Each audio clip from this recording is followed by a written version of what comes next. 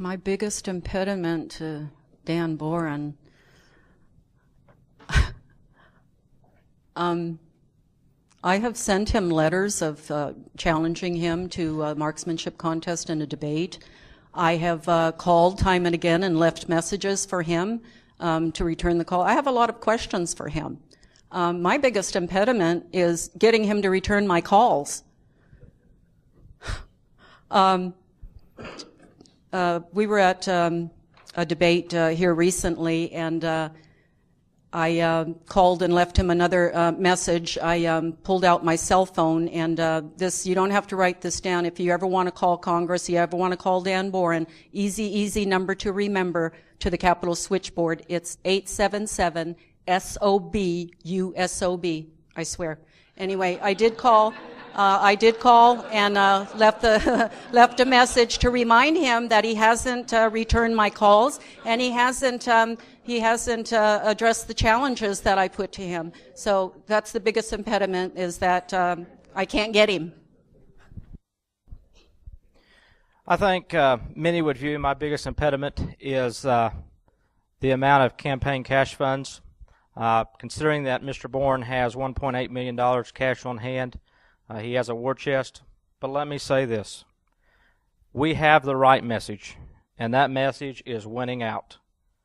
We can win this race on far fewer funds because we are conservative, we are frugal, and our message is the correct one. The biggest impediment to beating Dan Boren will be his money, but you will be the difference.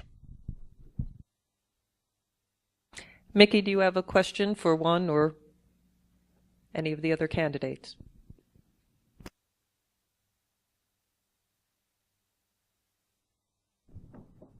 Since we're all newbies to this, we're not politicians. We're all here, wanting to do the right thing. And my question is, since you haven't been in office, you really don't have a record to follow. My record, you can Google my name and see where I've been and what I've been doing for the past 2 years, what causes I've been involved in, what controversies surround me. And so my question is, how can we see your record? Well, one, I will say that I've had the unique opportunity to have served as a congressional intern under Congressman Frank Lucas and have some idea of what goes on in a U.S. congressional office. You can look at my record, as anyone's record, through public records. And I would encourage each of you to research the public records. Find out who we really are. The other is truly listen to us. I'm here.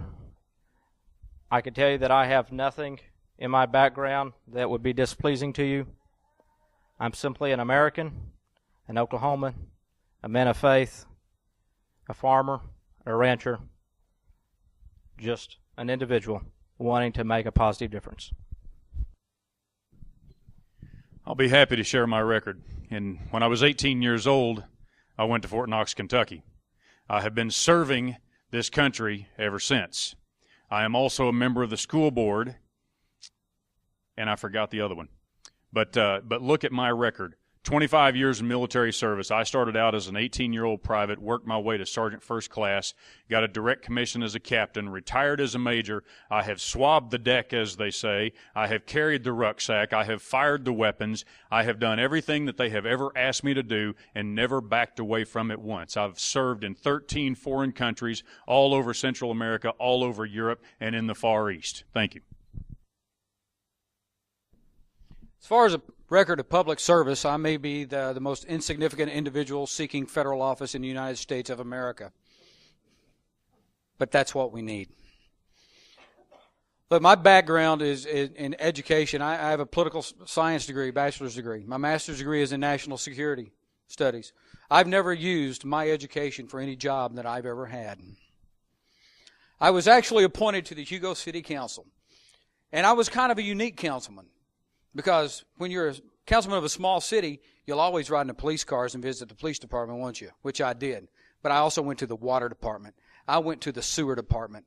I rode the fire trucks. I rode with a dog catcher. And I didn't do this one time. I did it every chance that I got. That's the type of person I am. I've been kind of described as a conservative activist over the past few years. That's my record. That's the type of person I am. I will learn, I will find out, and I will serve the people who ask me to do this. Thank you. Daniel, do you have a question? Yes. Could you tell us what is your current occupation and where that current occupation is located?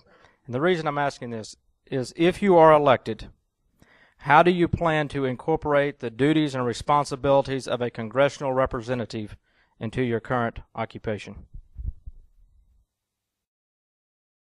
I am a technical service veterinarian for one of the veterinary pharmaceutical companies, and I work out of my home. I have a home office. Once elected to Congress, I will no longer have this job, but what I will have is my license to practice veterinary medicine. I will keep that license active, and whenever I come home on recess, aside from traveling in the district and meeting with you, I will also spend time in the clinics, because that's, as a veterinarian, that's where I belong. Currently, I am an operations manager for a small family business that is actually owned by my brother. That business, the manufacturing facility, is actually located in Blue Ridge, Texas. We started this business basically out of 3 home garages. My brother's in Blue Ridge, Texas, mine in Hugo, Oklahoma, and an uncle that lived in Soper, Oklahoma. Imagine that in southeast Oklahoma, there is not the call for a $4,000 garage door. In the Dallas-Fort Worth Metroplex, there is.